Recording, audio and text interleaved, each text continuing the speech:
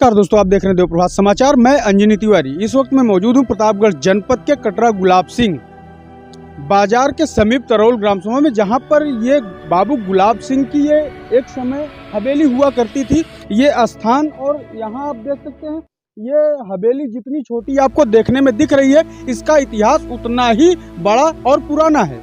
और सबसे बड़ी बात तो ये है कि बाबू गुलाब सिंह 1857 में अंग्रेजों से युद्ध यहाँ पर किए थे और 21 दिन इनका युद्ध लगातार चला यहाँ पर। उसके बाद अंग्रेजों के पास अच्छी तोपें थी और इनके पास गोले बारूद की कमी थी।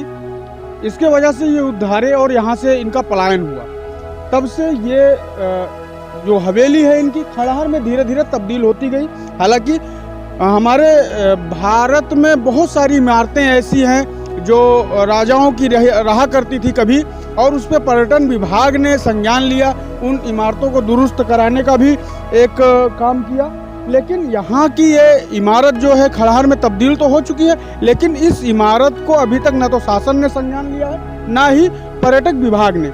आप देख सकते हैं ये हवेली हुआ करती थी, छोटी सी हवेली की बहुत लंबी कहानी है। अभिषेक शर्मा जिसे हम जानेंगे इस कहानी के बारे में, क्या है बाबू गुलाब सिंह की कहानी। बहुत बहुत स्वागत आपका अभिषेक जी हमारे देव प्रभात समाचार में। धन्यवाद तिवारी जी, और बहुत अच्छी पहल आपके द्वारा की गई है, क्योंकि देखा गया है कि ऐतिहासिक जो स्थल हैं सरकार उनका जीर्णोद्धार करा रही है, और खासकर उन स्थलों का जिसका देश की अखंडता, एकता और प्रभुता से एक गहरा लगाव रहा है। अब बात करते हैं बाबू गुलाब सिंह की। बाबू गुलाब सिंह के नाम पर शासन ने नगर पंचायत का भी ऐलान कर दिया है और अब चुनाव भी होने वाले हैं। कटरा गुलाब सिंह एक बाजार है, यहाँ से 2 किलोमीटर की दूरी पर जो प्रतापगढ़ जनपद की आखिरी बाजार है, उसके बाद प्रयागराज लगने लगता है। हम इस वक्त ऐसी जगह पर खड़े हैं जिसका इतिहास बहुत ही प्राचीन होने के साथ बहुत गौरवशाली है। राजा गुलाब सिंह जब 1857 की क्रांति का बिगुल बजा और कुछ जयचंदों की वजह से वो क्रांति सफल नहीं रही, और उसके लगभग 90 वर्षों के बाद हमें आज़ादी मिली, क्योंकि 1857 में क्रांति शुरू हुई थी और 1947 में देश आज़ाद हुआ था। तो यानी वो 90 साल हमें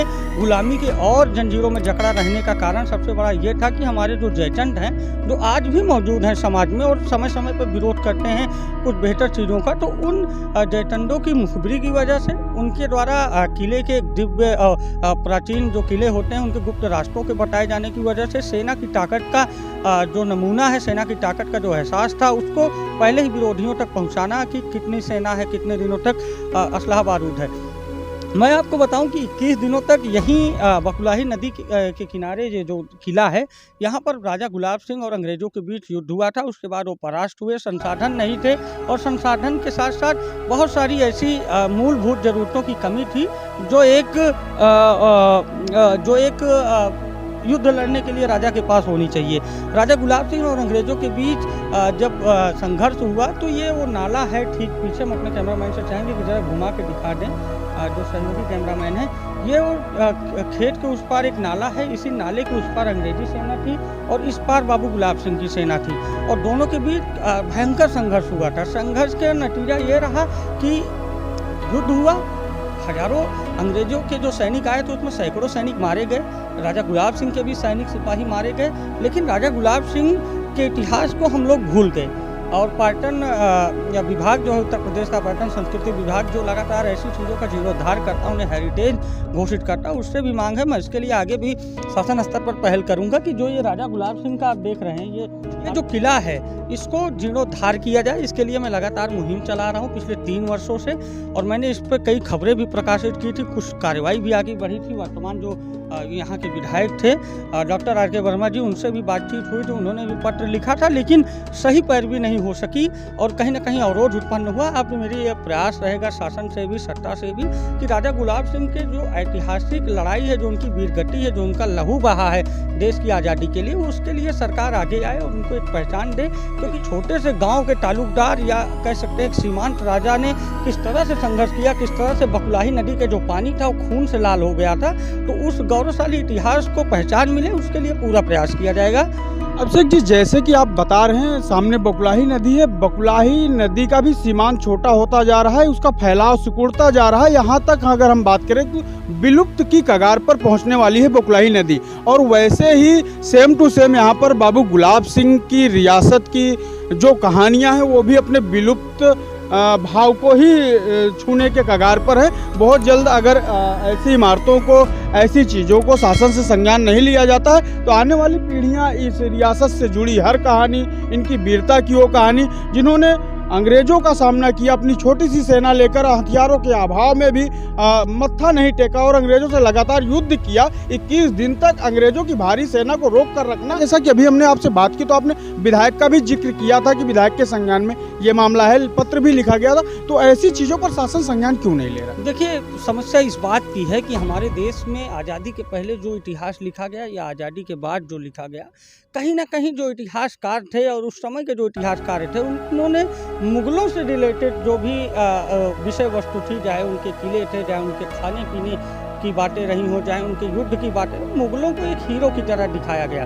और हमारे जो छोटे छोटे सीमांत तालुकदार राजा थे जिन्होंने खून बहाया लोगों के लिए, अपनी देश के लिए, अपनी आज़ादी के लिए, अपने समाज के लिए, अपने धर्म के लिए, उनको निगलेक्ट किया गया। ये कहीं ना कहीं इतिहास को जो पलटने का काम सरकार कर रही है, बहुत सराहनीय है। और रही बात जिस तरह से क्या कहते हैं कि अब सरकार प्रयास कर रही है, तो सरकार बिल्कुल प्रयास कर रही है, सरकार तक इस बात को अवगत कराया जाएगा कि जो इतिहास है उसमें गौरवशाली इतिहास को भी जोड़ा जाए, बाबू गुलाब सिंह को जोड़ा जाए। आज आपको बुलाने का, इस कवरेज में सहयोग देने का यही प्रयास था कि आपके भी माध्यम से बातें लोगों तक जाएँ और लोग अपने गौरवशाली इतिहास के बारे में जानें। छोटे से किले में आप समझ सकते हैं कि एक दृढ़ संकल्प और एक जिद होती है।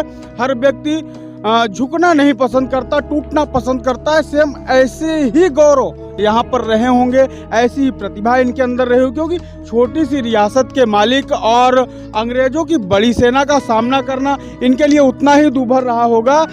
जिस तरह जानबूझ के आत्महत्या करने के बराबर की बात करें तो कुछ गलत नहीं होगा, लेकिन 21 दिन लगातार अंग्रेजों की सेना से युद्ध करने के बाद ये रियासत बनी रही और उसके बाद भी ये अंग्रेजों के गिरफ्त में नहीं आए। जब इन्होंने समझा कि हमारी सेना हार जाएगी अंग्रेजों से, हमारे पास संसाधन की कमी है, हमारे पास गोला बारूद की कमी है, तो इन्होंने रियासत छोड़ना पसंद किया, अंग्रेजों के पास समर्पण नहीं किया। आपको हम दिखाना चाहेंगे, ये किले की इमारत है और खड़हर में पूरी तरह तब्दील हो चुकी है ये इमारत। जिस तरह से खड़हर गायब हो रहा है उस तरह से ये खड़हर गायब होगा और यहाँ का इतिहास भी खड़हर के साथ साथ गायब हो जाएगा। यहाँ पर सामने बना एक कुआं है। ऐसी ही तमाम चीजें आपको देवप्रभात समाचार पर लगातार मिलती रहेंगी।